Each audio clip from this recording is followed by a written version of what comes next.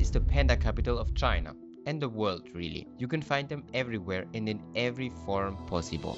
But with China being one of the worst places for animal protection and welfare, we have the recurring question: what's actually the most ethical way to visit pandas in China? There are basically three ways to see pandas. In the wild, with very low chances and not completely legal. In zoos, which doesn't allow with our values. And conservation centers, which we actually happen to explore in this video. Good morning from the last stop of the metro here in Chengdu.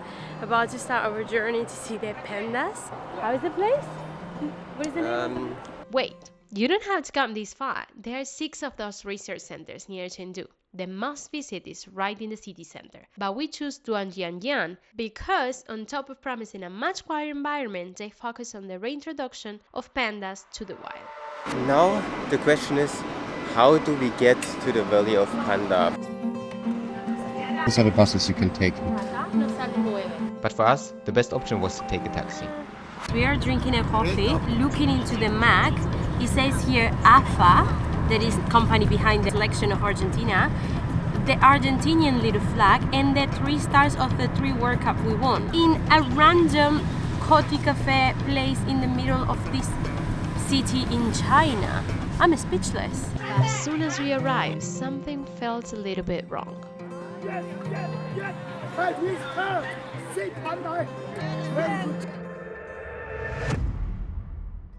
You definitely know the giant panda, but do you also know the red panda? I fell in love with them as a kid after finding one in an old animal encyclopedia. So today I'm hoping to finally meet one in person. But it's said they are quite difficult to spot. El primer panda es el que está atrás tuyo y el segundo es este, mira. Mi pandita. Wait a moment. So I think the most important thing to take from here is that we have 6, 7, and 9 are panda houses where they kind of live, but then we have the number 10 and 11 that is the reintroduction training area, which is specific for this spa. And over there in the 12th we have the red pandas.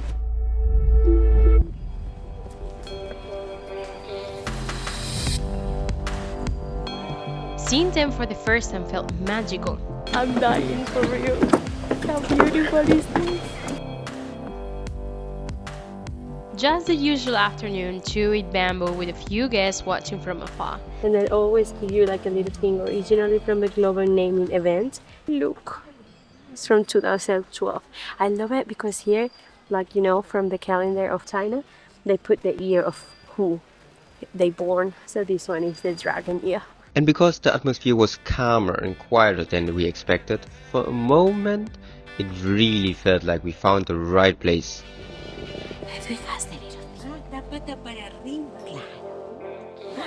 I'm already happy. I don't need anything else in China.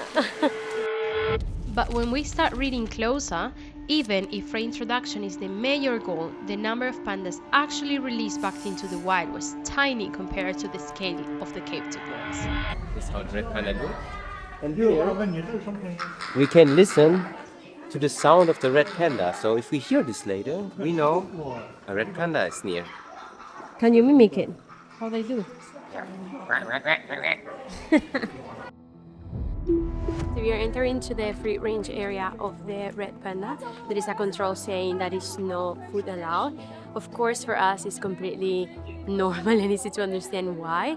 But while we were walking in the other way, there were people coming with like many different things to give to the animals. They couldn't feed the pandas because it's very heavy controlled. So I think it's very nice and important that they have these control areas before going to the free range area. It's incredible how the concept of ethical shifts from culture to culture. Places like this one here dance on the borderline so far. They are mixing the educational part with a breeding program and the conservation reintroduction into the wild with this massive amounts of tourism. But it's shocking to us how many tourists in 2026 are still using animals for self-entertainment. We come across a wake-up service featuring a red panda at a luxurious hotel. Early this year in Harbin, we saw tigers being fed by tourists from a bus. Countless of coffee shops with oats, capybaras, and just any animal you can think of. Is the photo really more important than the well-being of the animal? I low-key scared not to see them because we have just this one day to be here and explore around the panda land. I'm nervous.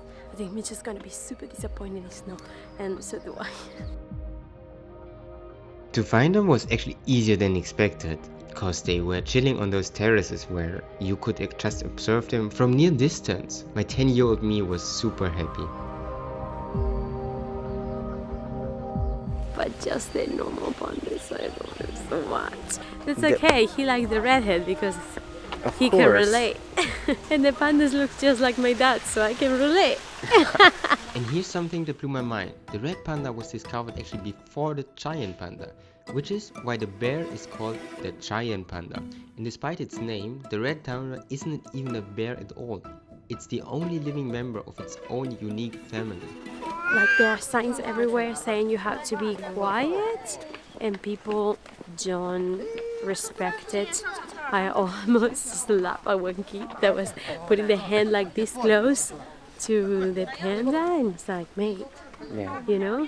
But yeah, there is a lot of education to do. And girl working here was very good. Like you can tell that the procedures are very well followed, kinda. Yeah. And then there's the wider tourism culture around the pandas. You can still find those expensive volunteer-style experiences which mark themselves as getting unusual close to the animals. Sometimes they are even framed as educational. Sometimes they also just focus to get a photo. They are not even afraid to sell it this way.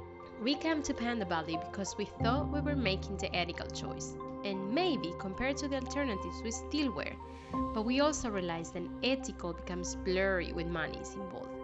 It is a lot harder to define than a website or a ticket make it seem. Sometimes even deep research leads you to more questions than answers. But at the end, doing our best to travel consciously is what matters, because that intention is what shapes how we choose to see the world next. Muy bueno. Mira, marido, somos nosotros. Ay.